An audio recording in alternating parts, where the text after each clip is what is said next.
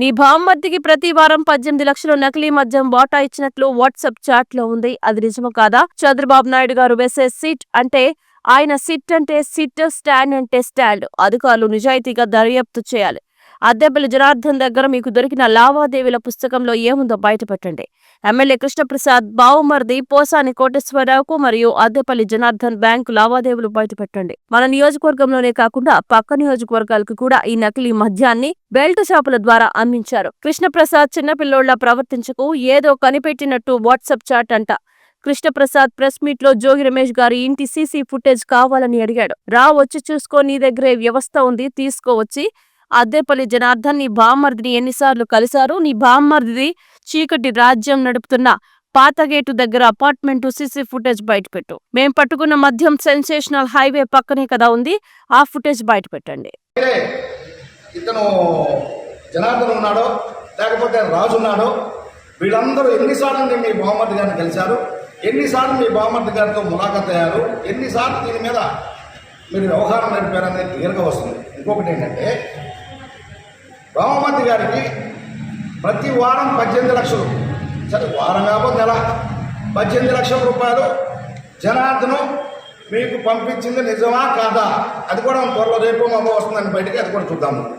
అలాగే సిట్ ఏదైతే ప్రభుత్వం ఏర్పరిచిన సిట్ అంటే చంద్రబాబు నాయుడు గారు సిట్ అంటే సిట్టు, స్టాండ్ అంటే స్టాండ్ అనే సంస్థని సిట్ అని అంటారు అనుకుంటా, బహుశా నాకు తెలియదు. వారికి కూడా నేను ఒకటి చెప్తాను, మీలో నిజాయితీ నిరూపించుకోవాలి. మీరు నిజంగా దీని మీద దర్యాప్తు చేస్తున్నాం అనుకుంటే నేను ఒకటి చేయండి. ఎవరైతే ఈ జనార్దన్ ఉన్నాడో ఇతని యొక్క ట్రాన్సాక్షన్స్ ఆ బుక్ బయట పెట్టండి. మీకు దొరికిన డైరీ ఏదైతే ఉందో ఆ డైరీ బయట పెట్టండి.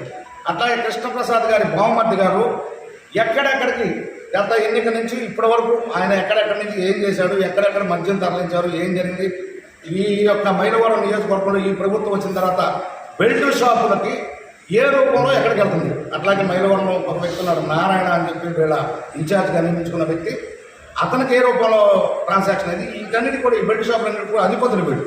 ఈ నియోజకవర్గమే కాకుండా పక్క నియోజకవర్గాలు కూడా వీళ్ళు ఇలాగే పంపిస్తున్నారు. నేను దయచేసి ఒకటే చెప్తున్నా, ఇంత చిన్న పిల్లలుగా బిహేవ్ చేస్తూ తొందరగా కృష్ణప్రసాద్ ఏదో కనిపెట్టేసినట్టు, మళ్ళీ ఇందాక ఏదో అన్నాడు ఆయన, రమేష్ గారి సీసీ ఫుటేజ్ బయట పెట్టగలరు, వచ్చి చూసుకో, కమాన్, నీ పోలీసు ఉంది, నీ వ్యవస్థ తీసుకెళ్ళి వచ్చి ఎవరు కాదన్నారు, నీ ఫుటేజ్ బయటపెట్టి నీ బామ్మర్ది, ఇప్పుడు మీ బామ్మర్ది గారి ఆఫీస్ దగ్గర అది అపార్ట్మెంటు, వాళ్ళని మేనేజ్ చేసేవాళ్ళం కలిగితే ఆ పక్కన హైవే మీద అక్కడ కూడా కెమెరాలు ఉన్నాయి. ఎవరెవరు ఎన్నిసార్లు వెళ్తారో ఏంటంటే క్లియర్గా వస్తుంది, బయటకు వస్తుంది. అలాగే మీ కాల్ డేటాలు తీయండి, జనార్దన్ కాల్ డేటాలు తీయండి, ఎవరెన్నిసార్లు మాట్లాడారో, వాట్సాప్ చాటింగ్లు ఏం జరిగినాయో, కొద్దిగా 18 పంపించాల్సింది 15 పంపించారు, రిమైనింగ్ ఏదైతే బాగుపడని చెప్పి ఎవరు చాటింగ్ చేశారు, ఇదంతా బయట కదా. ఎందుకండి చేసేది? ఒకవేళ నిజంగా మమ్మల్ని ఆమె నిరూపణ చేయాలన్నా తెలివిగా చేయండి. ఏం పిచ్చి పనులు ఏంటిది? ఇప్పుడు అరెస్ట్ అయిన వాళ్ళేమో ఆ పోలీస్ స్టేషన్లో కూర్చోబెట్టి ఇంట్రాగేషన్ పేరుతో వీడియో రిలీజ్ చేయడం ఏంటి? బాంబేలో పోయిన సెల్ ఫోన్ నుండి ఈ వాట్సాప్ చాట్లు ఎలా బయటకు వచ్చినాయి?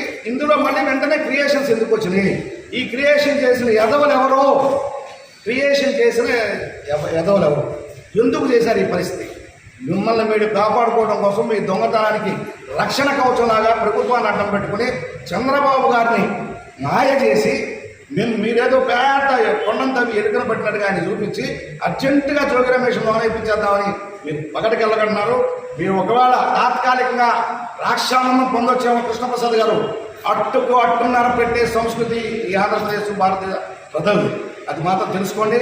ఈ ఊరు ఆ ఊరు ఎంత దూరం, ఆ ఊరికి ఈ ఊరు అంతే దూరం, వెయిట్ అండ్ సీ. కాలం అన్నిటికీ సమాధానం చెప్తాం. ఓకేనా? Thank you.